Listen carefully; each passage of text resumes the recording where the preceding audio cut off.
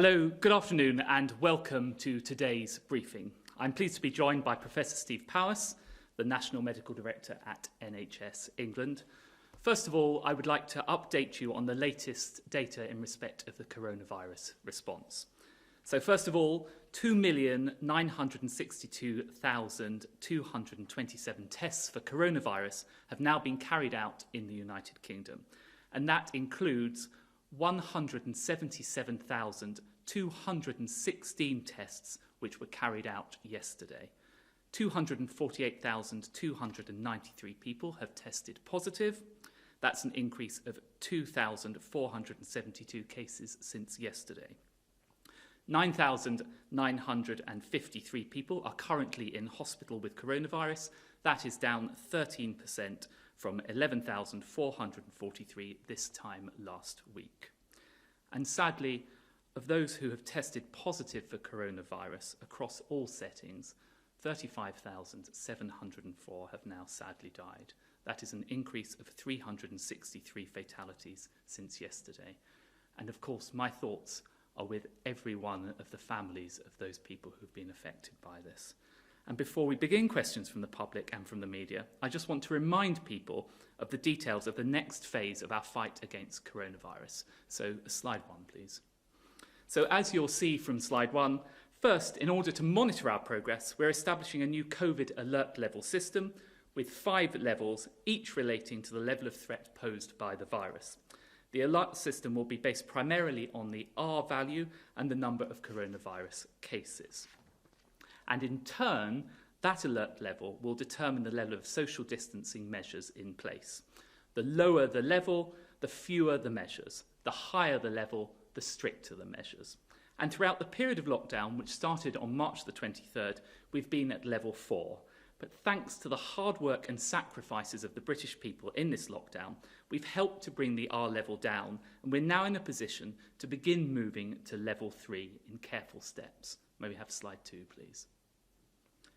So as you'll see from this slide, we have set out the first of 3 steps we will take to carefully modify the measures, gradually ease the lockdown, and begin to allow people to return to their normal way of life, but crucially, avoiding what would be a disastrous second peak which overwhelms the NHS. And after each step, we will closely monitor the impact of that step on R and the number of infections and all the available data, and we will only take the next step when we are satisfied that it is safe to do so. So step 1, as the Prime Minister announced this week, those who cannot work from home should now speak to their employer about going back to work. You can spend time outdoors and exercise as often as you like, and you can meet one person outside your household in an outdoor public place, provided that you stay 2 meters apart. Slide 3, please. So as you'll see from slide 3, having taken the first step in carefully adjusting some of the measures and our advice on what people can do, we've also updated what we are asking people to do, which is to stay alert, control the virus, and save lives. Yes, staying alert for the vast majority of people still means staying at home as much as possible. But there are a range of other actions that we're advising people to take.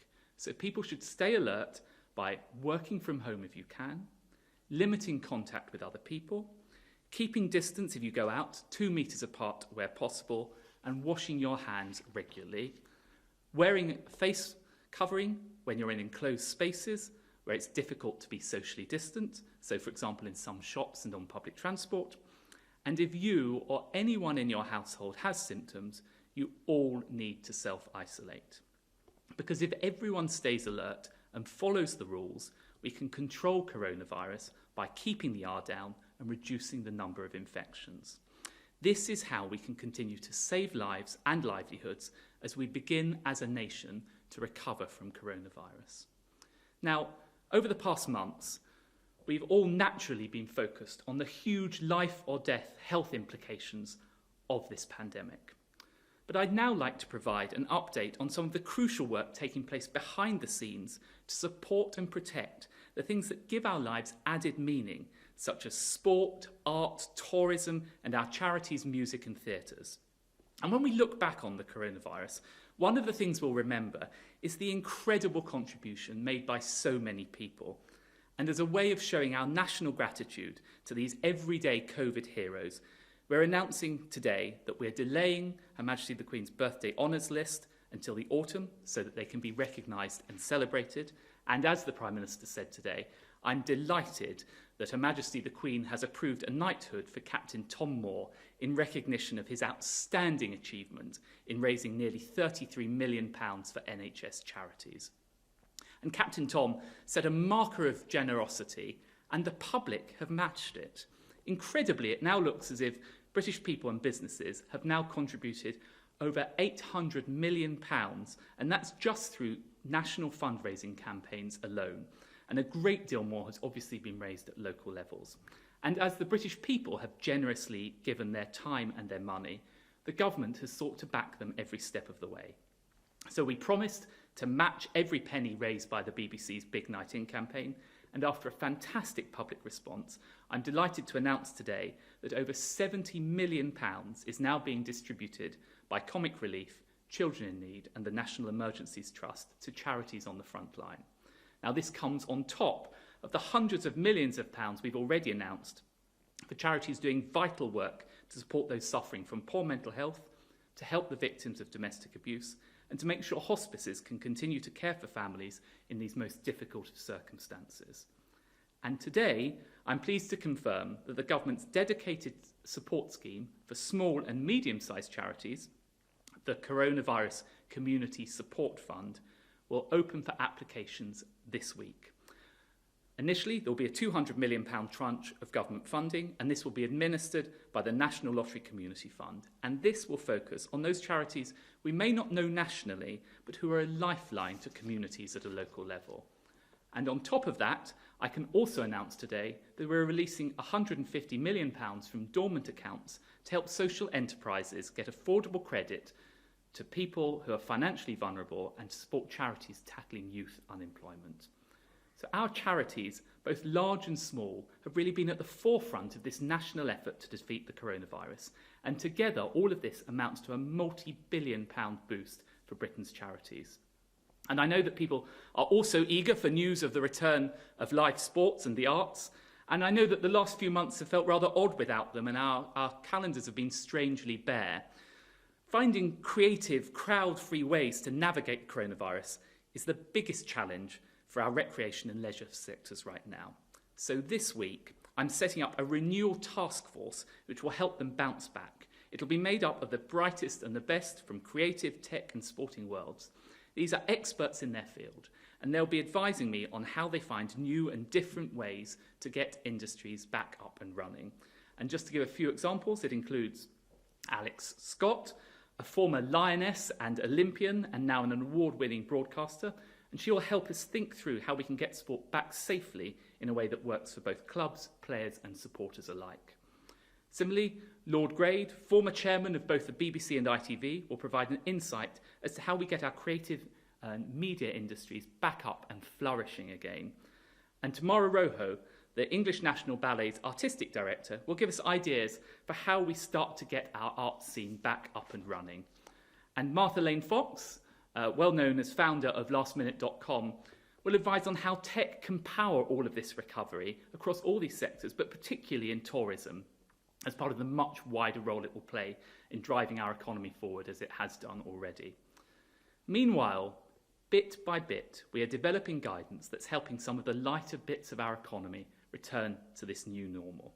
So we have supported the safe return of TV production, meaning our broadcasters are able to keep some of our favourite shows back on the TV screens, whether that's Corrie or EastEnders. We've helped to reopen the country's tennis and basketball courts and guided elite athletes back into training safely. And that, in turn, will pave the way for the return of live sports behind closed doors in the near future. Normal life, as we have known it, is still clearly a long way off, and the path to get there is a narrow one. But these things will return when it's safe for them to do so, and thanks to the same drive and creativity that makes a great performance or a great piece of art. And I really think that when they do, and when we've overcome this crisis together, we'll appreciate them that much more. And with that, I'll hand over to Professor Steve Bowles. Thank you very much, Secretary of State, and good afternoon. If I could go through the data slides for today, with which I'm sure you have become familiar. So the first slide shows information on social distancing and how the British public have responded to the requests that we all socially distance in order to reduce the rate at which the virus, the coronavirus, is transmitted through our communities. And as I've said before, it's only by doing that that we will keep this under control, that we will reduce the number of deaths that we have unfortunately seen and the number of admissions to the NHS and the pressure on the NHS. So this slide shows a number of graphs, data from both vehicle mobility, so transport in cars and light vehicles and heavy goods vehicles. And you can see there has been a slow increase in vehicle movements, probably recently reflecting the desire for people who can return to work, who can't work from home, returning. But on public transport, National Rail, Transport for London and bus outside of London, you can see that the levels of usage are still very low and very much down on what they were before social distancing measures were introduced. So again, evidence that the British public has responded to and complied with the instructions that we've all been given. On the next slide, we start to look at testing and the number of new cases that are test positive. And as you've heard from the Secretary of State, there has been an increase in recent weeks, both in the capacity of testing and in the number of people who are being tested. And you can see that at the graph at the start. We're now nearly up to 3 million tests that have been performed in total. In the lower graph, you can see the number of daily confirmed cases. And again, as I've said recently, that although the testing capacity has increased and the number of tests has increased, the number of daily confirmed cases has not increased, and in fact is stable or perhaps even falling. And I think that shows that the amount of transmission, the amount of virus in the community is falling, and with an R rate less than 1, that is exactly what we would expect. In the next slide, we'll see how that translates into the usage of hospitals. Now, once again, for the vast majority of people, this is a mild illness that does not require hospital care. But for a minority of people, unfortunately, hospital admission is required. And for the sickest, of course, that might require a period on our intensive care units. So this shows the new daily admissions with COVID-19 from March through to now. You can see that is on a decline. So we are seeing fewer and fewer daily admissions again, showing the benefits of social distancing. And then in the bottom graph, you can see that group of individuals who unfortunately are sickest and require ventilation. So they need to be put on a ventilator and mechanically ventilated. That obviously occurs in our intensive care units and those areas that we are using as part of our expanded capacity to do this. And you can see again that number is falling across all parts of the UK, again reflecting the benefits of social distancing. Next slide shows more data in hospital, and I would highlight that the number of people in hospital is now below 10,000. So I think that's the first time since March that we have seen a fall that has come down below 10,000 in terms of the people who are actively in hospital with test positive for COVID-19. You can see in the individual charts showing various parts of the UK that the decline has been steepest in London, that had the highest peak, but also you will see declines in other areas of the country at different rates, but all heading surely in the right direction, so a fall in the number of people in hospital. And then in the next slide, finally, we show the number of deaths, and you have heard the numbers for today. Clearly, it's with great sadness that we report these deaths, but you see on a daily basis that looking at the key figure, the 7-day rolling average, which takes out the variation between days and particularly the reporting variation at weekends, you can see that the trend is now consistently downwards. And that will continue to fall as long as we all comply with the instructions that we've been given around social distancing. So this is not the time to, as I said before, to become complacent about this. Yes, if you can't work at home, then talk to your employer about getting to work. But we need to remain vigilant, we need to stay alert, and we need to make sure that we keep that important R0, that R number below 1, so that the rate of transmission is continually declining in the population. Thank you. Thank you, and thank you very much for that very clear presentation. We now turn to questions. First of all, we're going to go to Thomas from the Northwest, and he's joining us by video. Good afternoon.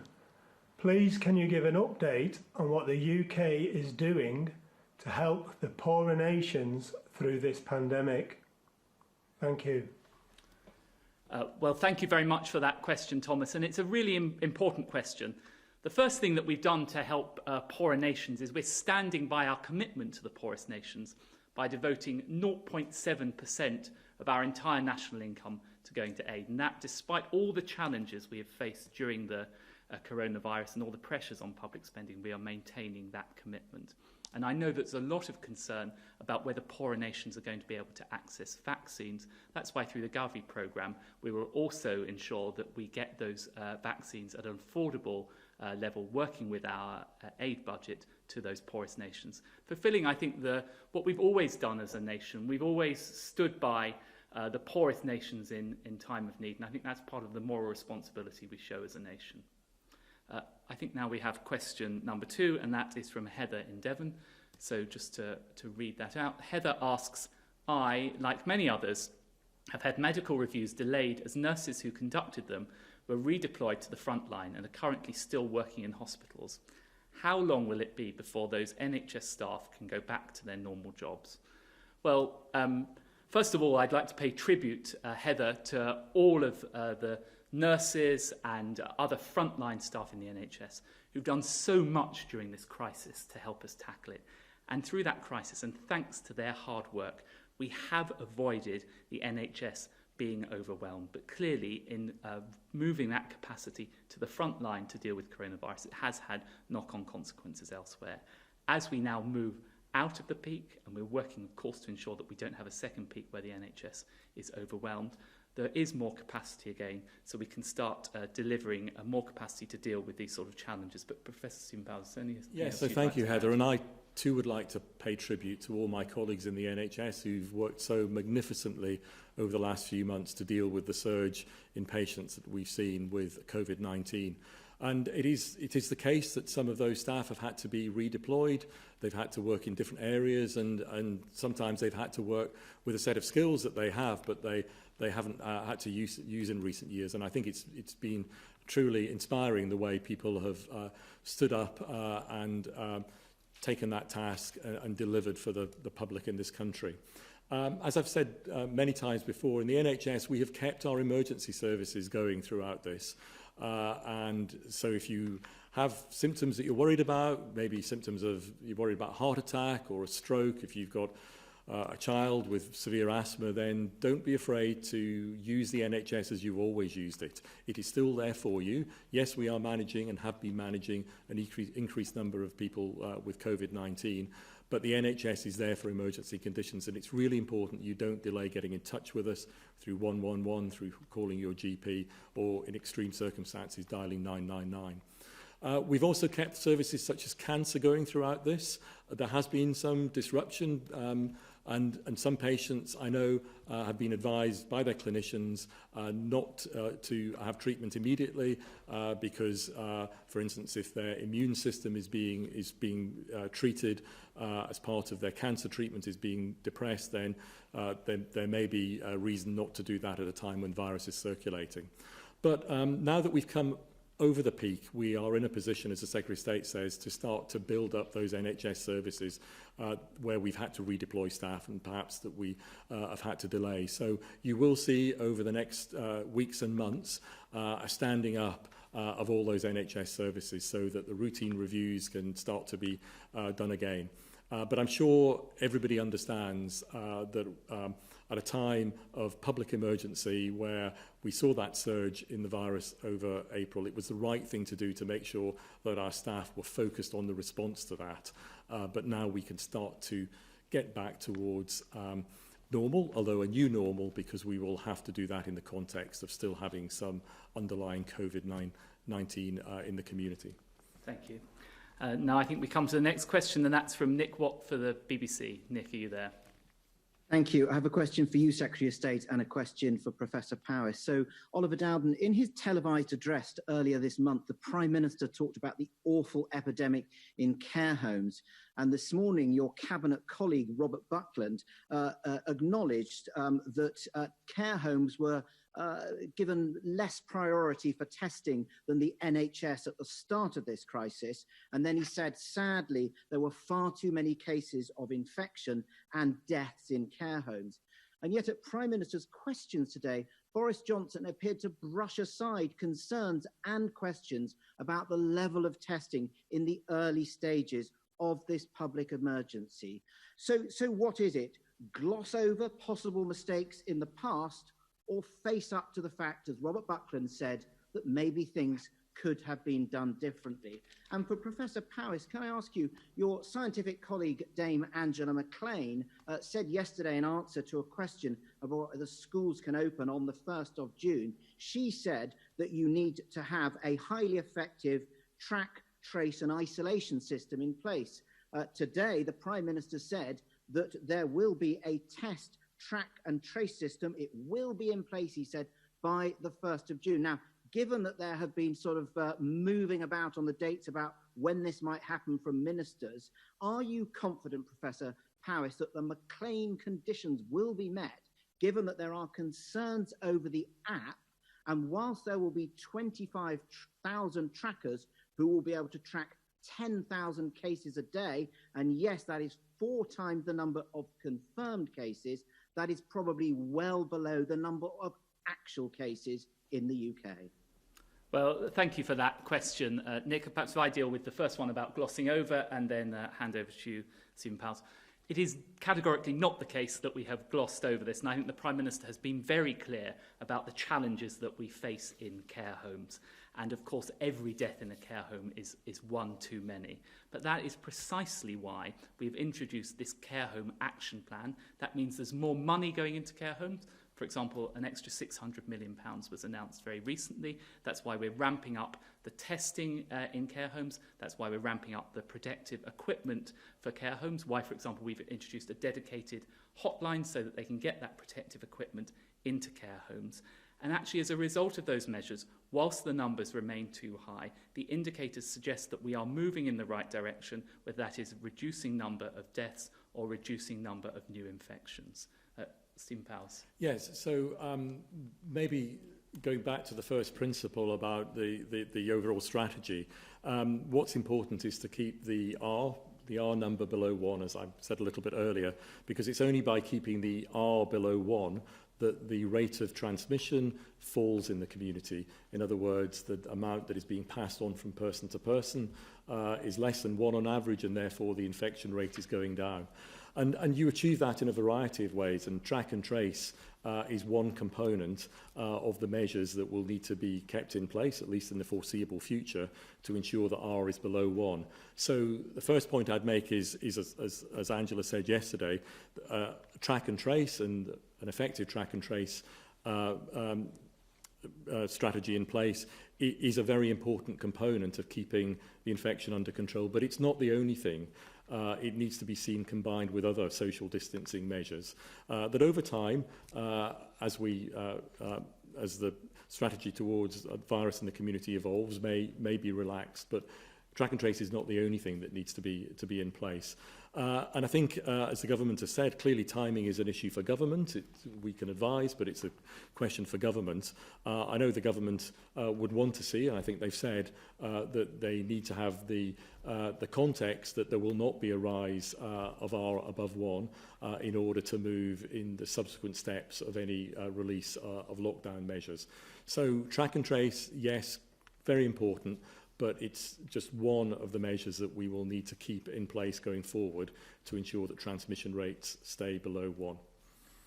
Nick, would you like to ask any follow-ups? Yes, could I just come back to you, Oliver Dowden? Yes. You're saying that you're not glossing over anything, but there was a very different tone from Robert Buckland today when he was saying maybe things could have been done differently. And it's well known that mistakes, honest mistakes, may well have been made, particularly in the beginning phase of this public emergency? And wouldn't it do this government some good? Wouldn't it do the government scientists some good if you followed the example of Emmanuel Macron and admitted, were open about those? There's going to be a public inquiry. You're going to be called up before that public inquiry. So why not begin that conversation now? Well, of course, in any public health crisis like this, there will be a time for lessons to be learned afterwards. But I think the public rightly want us now to be focusing on dealing with this. That is why we have introduced the NHS Care Homes Action Plan, having the consequences I described. And on some of the points you raised, for example, in relation to people who've been discharged from hospitals into care homes, actually the numbers discharged in March, April were 40% lower than those in January. And it has been the case that testing has been available to care homes right from the very beginning. And it has been the case that that we have issued guidance right from the very, very beginning. Of course, there are always lessons to be learned, but I think it is worth reflecting on those things. Thank you for that question. Now over to Robert Peston. Good afternoon. Remarkable data out of Public Health England today. The last 24 hours, or the latest 24-hour period, apparently there were 0 cases of coronavirus or new cases in London. So presumably there will be a return to school in the capital, at least for the youngest children, and more stores opening, at least in the capital. And a separate one for Professor Paris. The Prime Minister today said in the House of Commons that no older people will return to care homes without the approval of a clinician, which seems to many as though the Prime Minister is, in a sense, passing the blame for seeding COVID-19 in care homes to doctors and nurses. What do you think of that, Professor Paris? Well, perhaps shall I start with your first question, Robert, about the opening up process, and you referenced some of the promising figures.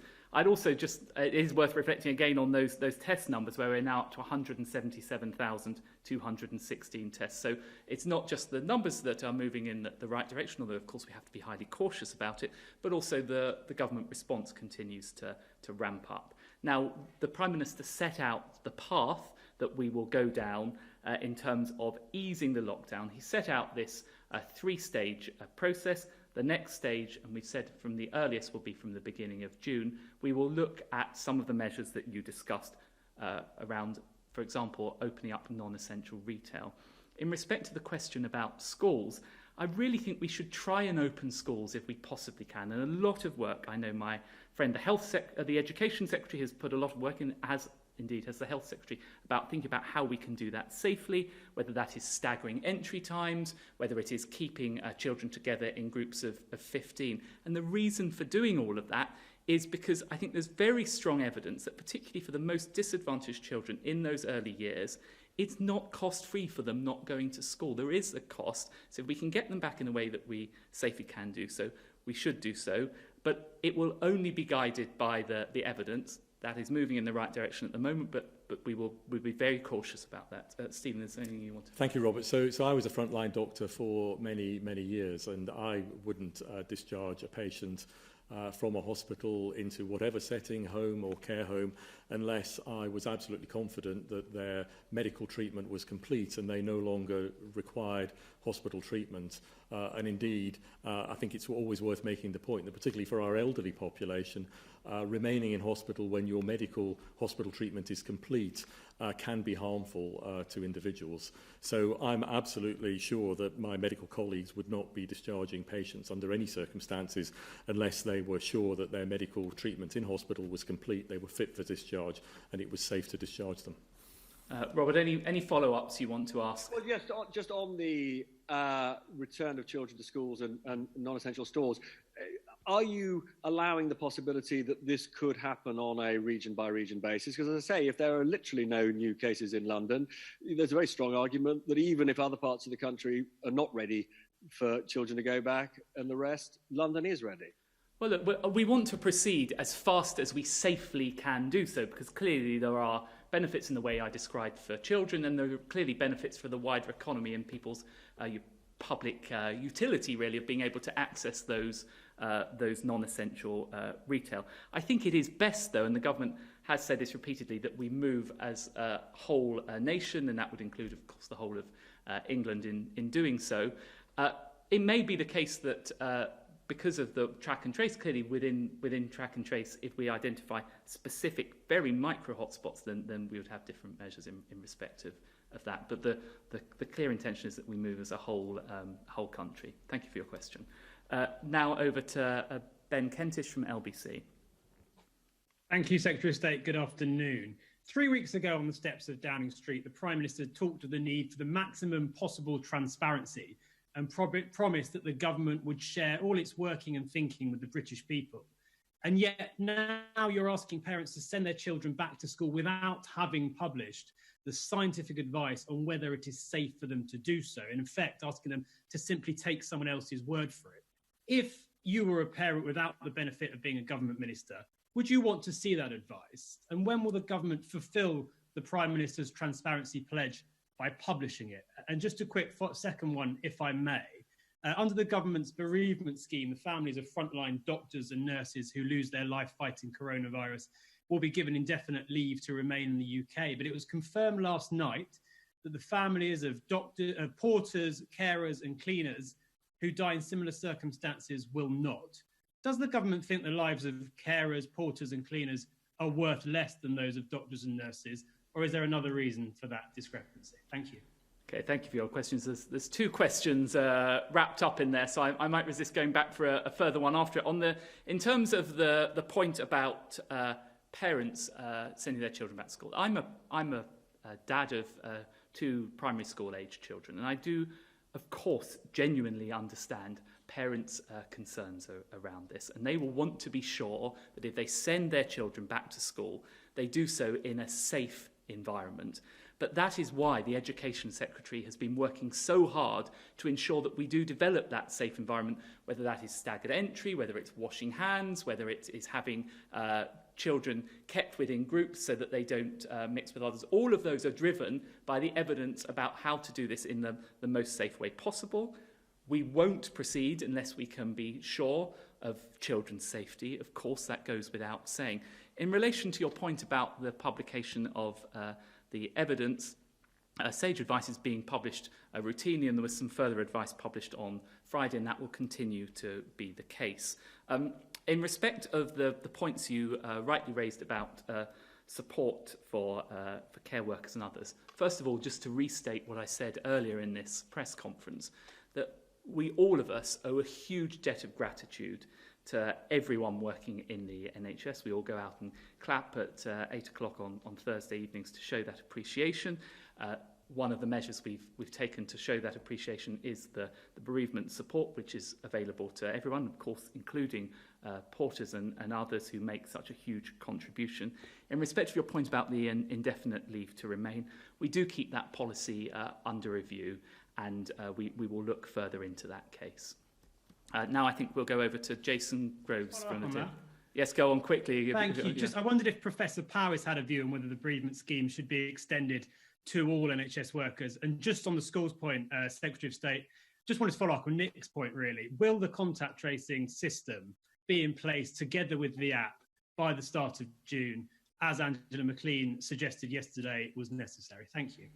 Okay, so I'll try and remember those further points. So in respect of the contact tracing, that the Prime Minister announced fantastic progress at lunchtime today. We've now recruited 25,000 contact tracers. That will enable us to undertake 10,000 traces. Now, given that we are currently at the stage where there's 2,400 cases, that is huge progress, and that will be by the beginning of by June. Beginning of June. So that is really important progress.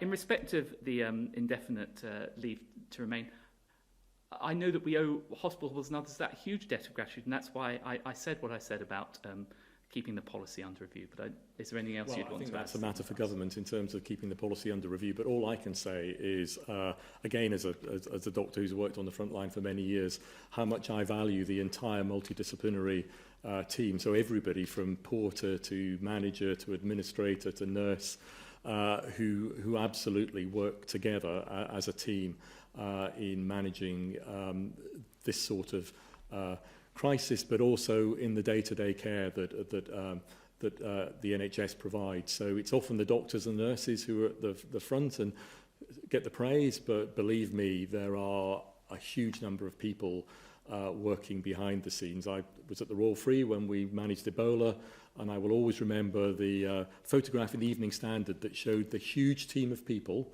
the engineers who kept the plant open being some of the ones I remember the most, who kept the show on the road and allowed those patients to be treated successfully. And that is the case now. There are many, many heroes within the NHS, not just doctors and nurses. Thank you. Now we go on to Jason Groves from the Daily Mail. Thanks. Mr. Dowden, the TV's been a lifeline for lots of older people through this lockdown. I wonder if you're happy to see the over 75s lose their free TV licence in August, and whether you might intervene or whether that's a job for the BBC. And Professor Powis, I wonder if I could ask you about the 2-metre rule. We heard from Robert Dingwall, who's a government advisor earlier, that the actual scientific evidence for keeping us 2 metres apart rather than 1 is very fragile. I mean, has he got a point? You're on stage, given the importance of that to sectors like education and hospitality. Could you look at it again? Well, shall I deal with the BBC and TV licence first? We were clear, and we've been clear all along, that we didn't want the BBC to take away the free TV licence from the over 75s. I think the BBC made absolutely the right decision in saying that in the middle of this coronavirus crisis, when particularly older people are being asked to self-isolate and are feeling lonely, often the TV is a lifeline for them, it wouldn't have been acceptable to take away that TV licence, which is why they rightly extended the proposal for removing it to the beginning of August. I very much hope that if we are in a similar situation come the beginning of August, the BBC will show similar flexibility again. So on the 2-metre rule, so I can absolutely assure you that SAGE does keep things under review, not least because the science is constantly evolving, and as we learn more about this virus, then it's quite right that as scientists we consider new evidence and keep things under review. The current guidance, the current advice is 2 metres.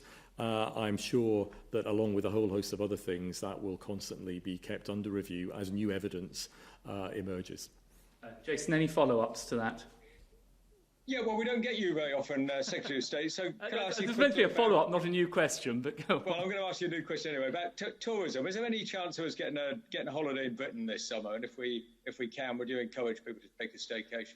Yeah, look, I'd love to get the tourism sector up as quickly as we possibly can. We've set this very ambitious plan to try and get it up and running by the beginning of July. We're working hard to be able to deliver on that. That is partly why I've set up this task force I announced at the beginning of this press conference, bringing together experts, not just the people that I named at the beginning. When you see the full list, there's other people from the tourism sector who will help advise on that. Clearly, we can only do it if it's safe to do so, because I think the worst thing for our tourism sector would be to start, then see the R rate rise out of control, see a second peak that overwhelms the NHS, that we then have to slam on the brakes again. But believe me, if we get to the point when we can have British tourism back, apart perhaps from the Prime Minister, you won't find a bigger champion of the great British break than me. Thank you. Over to Jane Kirby for PA. Thank you and good afternoon. Many football fans are hoping that the Premier League will return next month. Will the government be asking that these matches are available on free-to-air terrestrial television? Or is it acceptable for existing rights holders such as Sky and BT just to stream the matches on their YouTube platforms? And isn't it vital that these matches are shown on terrestrial to encourage people to adhere to the lockdown? And a question for Professor Powis, please, on antibody testing. Antibody tests are becoming much more widely available on commercial websites. Should people be buying these tests to use at home? Or is the intention that they will get one via the NHS for free at some point? And if so, when might that be? Well, shall I take the Premier League first? So, as I've said several times before, that I'm really keen that if we can get the Premier League back behind closed doors, we should do that. The process for doing this is really threefold. So first of all, we've already issued the guidance for carrying out training behind closed doors. That's non-contact training. Those guidelines have already been published earlier this week. I hope, subject to the sign-off by Public Health England and others, we will then later this week, very shortly, get the guidance about how we can have training in a contact environment. This is for elite sports, so they can start to build up. The final stage would then be the guidelines as to whether they can resume behind closed doors. In doing that, we've been guided by the health advice. I can update you again today. For the fourth time, there were meetings between elite sports and Public Health England to find out how we can do it safely. If we can do it safely, I'd like us to be able to get it up and running towards mid-June, if that's possible. In respect of broadcasting rights, we have to respect the existing rights that broadcasters have, but I do think we've actually got some flexibility, because if you look at on Saturday afternoons, it has been the case that Premier League matches can't be broadcast on broadcasters. The idea was that they would be able to people would be able to watch them in the stadium, so they didn't want to compete. Clearly that won't be possible if we compete behind closed doors. I think that creates an opportunity for us to be able to get some sport, some Premier League, free to air. Those discussions are ongoing. I'm having productive discussions. A couple of weeks ago, now I had the latest one with Premier League, the EFL, and with the FA. I hope we can sort this out, and I also hope then we can get some more money going into the sport of football. I think we can find ourselves in a win-win situation. And thank you for the question on antibody testing. So Public Health England have been evaluating the new antibody tests, the commercial tests that are becoming available, and I would have most confidence in that evaluation process because I think that gives it the stamp that we need in order to roll these tests out throughout the NHS. So as those tests are evaluated and they become available, they will be rolled out through health and social care settings. Initially, their use will be in those settings and also for surveillance within the community, so that we get some information on how many people in the population may have been infected by the virus. So that is where we will start from. I would caution against using using any tests that might be made available without knowing quite how good those tests are. So Public Health England, as I say, is evaluating them for the NHS. I would caution people against being tempted to have those tests. I think one other point to make about the antibody test. The antibody test shows you that you have had the virus. Once you have the virus, the body's immune system develops antibodies against it, and it's those antibodies that are detected typically a number of weeks after you've had the virus. So it tells you you've had it. What we don't absolutely know at the moment is whether having antibodies and having the antibodies that are tested in those tests means that you won't get the virus again. We will only know that over time through the science of understanding the type of antibody that's being produced, but also by following people over time to see that when you develop an antibody and you test positive for an antibody, whether you get the virus again. So what I wouldn't want people to think is just because you test positive for the antibody, that it necessarily means that you can do something different in terms of social distancing or the way you behave. Because until we are absolutely sure about the relationship between the positive antibody test and immunity, I think we as scientists would say we need to tread cautiously going further forward. That information will become available over time, but it will take some time to get there. Thank you. Jane, do you have any follow-up? Yeah, if I could just ask Professor Paris, does he mean by that we can hope that everybody in the country will get access to an antibody test via the NHS for free? And are there any discussions going on at the moment for a timeline for that? Would it be, end of this year, next year, or so on? So what I would say is exactly what I said, is that we're at an early phase of these tests, and where we will use them first is in health and probably social care settings for patients, obviously, but also for staff in those settings where it is most important that we understand about the infection. Thank you, Jane. And finally, to Mike Brown from the Teesside Gazette. Thank you. Good afternoon. Our Middlesbrough has currently the fourth highest infection rate for coronavirus in the country by population. It has the highest mortality rate in the northeast. and council leaders believe that its current R rate is around 0.85. People in Middlesbrough can't sit on a park bench in their local park because our mayor believes that the risk from coronavirus is still too high. I've two questions. Firstly, for the Secretary of State, previously local micro lockdowns have been discussed to tackle areas where there's a significant spike in new cases. Can you tell me what specific work the government has done to prepare vulnerable and hard-hit areas like Middlesbrough for a future significant spike in cases once lockdown measures are eased? And how do you expect local authorities and public health teams to be able to enforce those? Secondly, for Professor Powis, one council on Teesside has already said it will not reopen schools on June the 1st due to our higher than average rate of infection in the northeast. Does the UK's one-size-fits-all policy for reopening schools on June the 1st, will that work in places like Middlesbrough and the rest of Teesside? And how confident is the government that our already high R rate won't go back over one once schools are reopened? Well, thank you, and thank you for your question. As the Secretary of State responsible for media, it's great to hear the Teesside Gazette asking a question at the press conference. First of all, you asked about how we would protect the most vulnerable. Look, I'm under no illusions, and the government is under no illusions about the challenges for the economy, of the necessary measures we've had to take to protect the NHS and save lives in terms of the measures that we have taken. They've been very tough on the economy, social distancing and so on. That's why the Chancellor has announced an unprecedented package of measures to support people through these hard times. For example, the job retention scheme, meaning that literally millions of people who would otherwise have been made redundant have been able to keep their jobs. And that's millions of families that still have earners in their households. So we are working hard through all of that.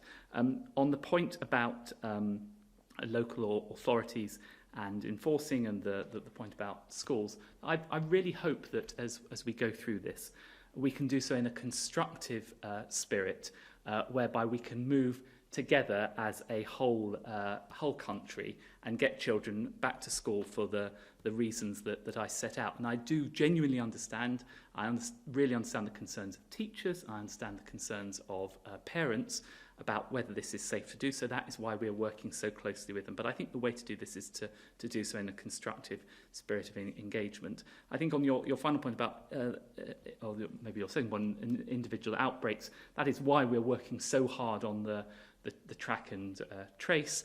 The fact we've made this progress already means that we will be able to, if there's outbreaks, it's important to understand what this track and trace means. It means that if we find someone's been infected, by tracing, we can find out who else they have been in contact with and get those people to self-isolate, and in that way control the spread of the virus. And I think that's a very important measure. But Stephen? Yes, so thank you for the question. So I think the first point is, of course, on the R number. As long as it is below 1, it means that the amount of infection in the community is reducing. It's simply that the lower it is, the faster that it is reducing, and the nearer it is to 1, the slower it is reducing, but it is still reducing. So as long as it is below 1, over time we will see reductions in the number of infection in the community. I think that's a really important point to make. Secondly, as I've said before, it's usual in infections and in epidemics to see variation by geography. So, for instance, in the flu season that we have every winter, we see an increase in the number of flu cases. It's very typical to see that flu picks up and falls in different parts of the country at different times during the winter. So that is a very sort of natural pattern to an infectious disease. Clearly, it's important that we have national measures in terms of lockdown measures and social distancing, and I think that is the best way overall to approach this. But as we get to a point where we are talking about individual outbreaks, then there will be a need for interventions around those outbreaks. And in fact, that's no different from the public health response that occurs for any outbreak of an infectious disease. A set of measures will be taken by public health colleagues, either in local councils or with Public Health England, to ensure that a particular outbreak in a particular area is taken under control. So I think that is That is well tried and tested public health policy. Contact tracing is part of that well tried and tested public health policy. And I think as we move forward in the months ahead, that is the sort of approach around outbreaks, specific outbreaks in defined communities that my public health colleagues will increasingly be using. Thank you. Mike, any follow-ups? Yeah, please, Secretary of State. Yeah. You mentioned the package that has been brought forward already to support local authorities through the pandemic. Once we're through the other side of this, does the government need to make towns like Middlesbrough and other disadvantaged areas in the northeast a priority, so that we're not as hard hit as we have been in the last 10 years of public spending cuts? Because a link between deprivation and mortality rates in coronavirus has already been established by the ONS. Yes, it's a good question. I know that the Prime Minister is passionate about this. This is why we are committing record investment, whether that is levelling up the funding for schools so that areas of the country have in the past been less well funded for their schools compared to, say, London. We're increasing their funding. That's why we're investing in transport infrastructure, the road and the rails. And indeed, in my own area, I'm passionate about making sure that outside of London and the southeast, people get the same opportunity for cultural experiences. And we invest in cultural experiences in the way that perhaps in the past we've focused too much on London. So that's very much an important part of the work we're doing. Thank you for your question. Thank you, everyone. That now concludes the press conference.